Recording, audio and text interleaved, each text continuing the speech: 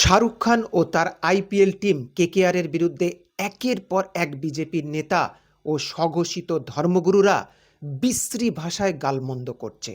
কারণ কি? কারণ বাংলাদেশের ক্রিকেটার মুস্তাফিজুর রহমানকে কেকেআর নিলামে 9 কোটি 20 লক্ষ টাকায় কিনেছে, তাই। हमने एक कहा था बांग्लादेश का कोई क्रिकेटर नहीं आना चाहिए, कहा था कि नहीं कहा था? बोलिए, कहा था। हमने सर्च करवाया कि किस किस आईपीएल की टीम में बांग्लादेशी है। हमने यहां से जाके सर्च करवाया किस किस टीम में बांग्लादेशी है।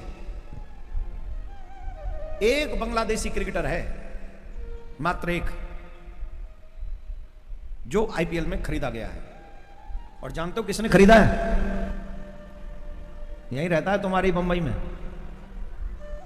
एक टीम का मालिक है वो। तो मिस्टर केकेआर उस खिलाड़ी को, बांग्लादेश के खिलाड़ी को अपनी टीम से निकाल के बाहर करो, तुरंत बाहर करो।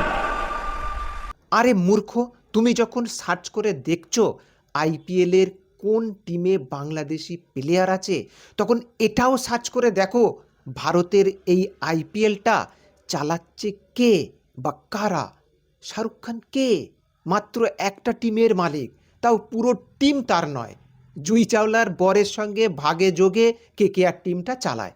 আইপিএলের নিয়ম যারা তৈরি করছে, এতগুলো টিমকে নিয়মের বেড়াজালে পরিচালনা যারা করছে, একটু সার্চ করে দেখো তারা কারা।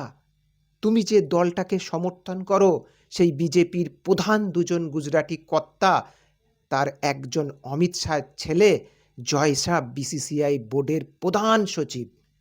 বিসিসিআই এর নির্দেশ ছাড়া আইপিএলে একটা পাতাও এদিক থেকে ওদিকে নড়ে না। এই জয় শাহর বোর্ড ঠিক করে দেয় কোন দেশের প্লেয়ার খেলবে আর কোন দেশের প্লেয়ার খেলবে না। যেমন বিসিসিআই পাকিস্তানের ক্রিকেটারদেরকে ব্যান করে রেখেছে, তাই তাদের নিলামে তোলা হয় না। তাই ঠিক তেমনি তোমাদের যদি বাংলাদেশি প্লেয়ার পছন্দ না হয়, তো মূর্খের মতো শাহরুখ খানকে গালাগালি দিচ্ছ কেন? কেকেআর টিমকে গালি দিয়ে নিজের বোধবুদ্ধি যে এত ছোট তা সবার সামনে প্রকাশ করে ফেলছো কেন? আইপিএল এর নিলামে প্লেয়ার লিস্ট যারা বানাচ্ছে, কোন দেশের প্লেয়ার খেলবে না খেলবে সেইটা যারা ঠিক করছে, সেই অমিত শাহের ছেলে জয় শাহকে গালমন্দ করো, তবে তো কাজ হবে।